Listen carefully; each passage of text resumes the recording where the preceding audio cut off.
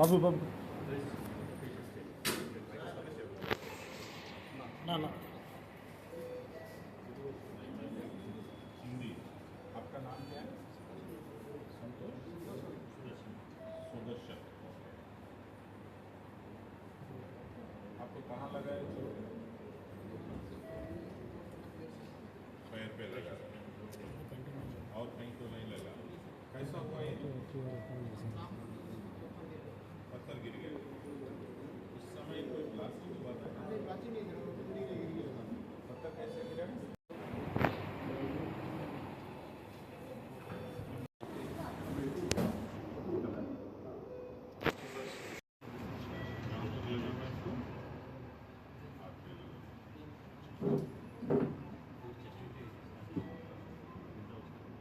ठीक है, आपका मतलब जब तक आपको ठीक होगा, जब तक आप हॉस्पिटल से बाहर आएंगे, तब तक गवर्नमेंट की सरकार की तरफ से आपका दवाइयाँ, खाना पीना, तनख्वाह पूरा ख्याल रखेगा।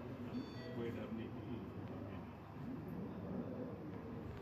బల్లికురువ మండల్లో కొనిదేన అనే విలేజ్లో గ్రానైట్ క్వారీలో మరి దాదాపుగా 16 మంది వర్కర్స్ పనిచేస్తున్నారు. ఉదయం నుంచి వాళ్ళు రెగ్యులర్గా చేసే యాక్టివిటీస్ డ్రిల్లింగ్ చేసుకోవడం, స్టోన్ కట్ చేయటం లాంటి రోజువారీ కార్యక్రమాలు వాళ్ళు చేసుకుంటున్నారు.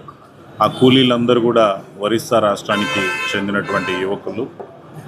మరి అక్కడ రాత్రి పడినటువంటి వర్షం కావచ్చు, ఆ నీళ్లు సీపేజ్ అనేది రావడం జరిగింది.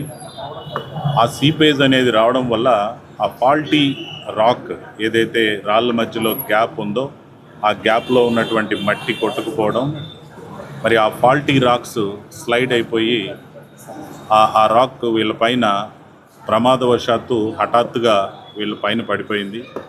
అలా పడిపోవడం వల్ల మరి నలుగురు అక్కడికక్కడే దురదృష్టవశాత్తు చనిపోవడం జరిగింది.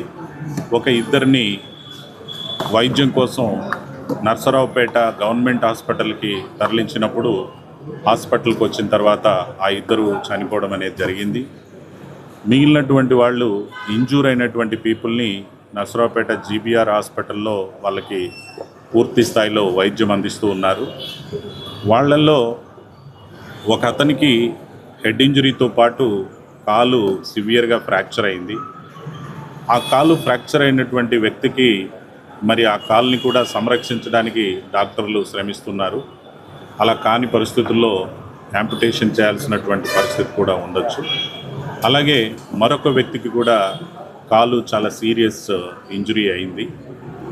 అతను చాలా రోజుల వరకు పనిలోకి రాలేని పరిస్థితి ఉంటుంది. మిగిలినటువంటి వాళ్ళకి ఒక ఇద్దరికి స్మాల్ ఫ్రాక్చర్స్ ఉన్నాయి, మరో ఇద్దరికి స్పైన్కి దెబ్బలు కూడా తగిలి ఉన్నాయి. ఆ విధంగా 8 మంది ఇంజూర్డ్ పీపుల్ జీబీఆర్లో ట్రీట్ అవుతున్నారు. 6 చనిపోయారు.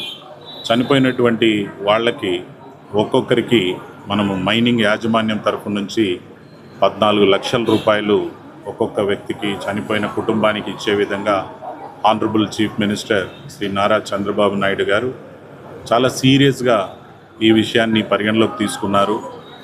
ఆయన కలెక్టర్గా నాతో స్వయంగా మాట్లాడుతూ ఎవరిని కూడా ఉపేక్షించేది లేదు, పూర్తి స్థాయిలో విచారణకి ఆదేశించి తప్పు ఎవరిదున్నా కూడా కఠినంగా శిక్షించాలని చెప్పి ఆదేశాలు ఇచ్చారు.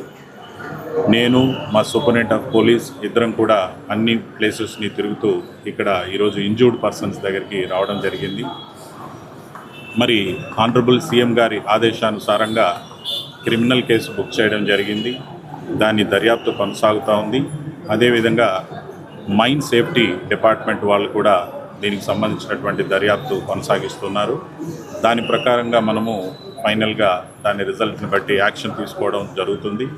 అదేవిధంగా ఈ చనిపోయినటువంటి కుటుంబాలకి పూర్తి స్థాయిలో ప్రభుత్వం మద్దతు ఇవ్వాలి, పూర్తి స్థాయిలో ప్రభుత్వం సహాయం చేయాలి అని చెప్పి ఆనరబుల్ సీఎం గారి ఆదేశానుసారంగా మన జిల్లా ఇన్ఛార్జ్ మినిస్టర్ కొలుసు పార్థసారథి గారు, అదేవిధంగా మన జిల్లా మంత్రివర్యులు శ్రీ గోటిపాటి రవికుమార్ గారు, వీళ్ళందరూ కూడా మేమందరము ఆ యాజమాన్యాన్ని గట్టిగా మాట్లాడి ప్రతి కుటుంబానికి చనిపోయిన వాళ్ళకి 14 లక్షల రూపాయల ఆర్థిక సహాయం వెంటనే జరిగే విధంగా వాళ్ళ పార్థివ దేహాలని కూడా వెంటనే మనము వాళ్ళ సొంత గ్రామాలకి తరలించి వాళ్ళ కుటుంబానికి ఆ సహాయాన్ని అందించి ఆ కుటుంబాలని ఆదుకునే విధంగా చేయడం అనేది జరిగింది. అదే ప్రకారంగా మరి ఎవరైతే సీరియస్గా ఇంజూర్ అయినట్టున్నారో ఈరోజు ఒక అతనికి కాలు చాలా ఇబ్బందికరమైనటువంటి పరిస్థితి నేను ఇప్పుడే చూశాను, చాలా బాధపడుతున్నాను. నేను కూడా అతన్ని చూసినప్పుడు ఆ కాలు కూడా తొలగించే పరిస్థితి రావచ్చు అనేటువంటి పరిస్థితి, మరొక ఆయన పరిస్థితి కూడా అదే విధమైన పరిస్థితి. వాళ్ళిద్దరికీ కూడా చెరొక 10 లక్షల రూపాయలు ఆర్థిక సహాయాన్ని ఇవ్వడానికి యాజమాన్యాన్ని మనము గట్టిగా ఆదేశాలు ఇచ్చాం. అదేవిధంగా మిగిలినటువంటి వాళ్ళు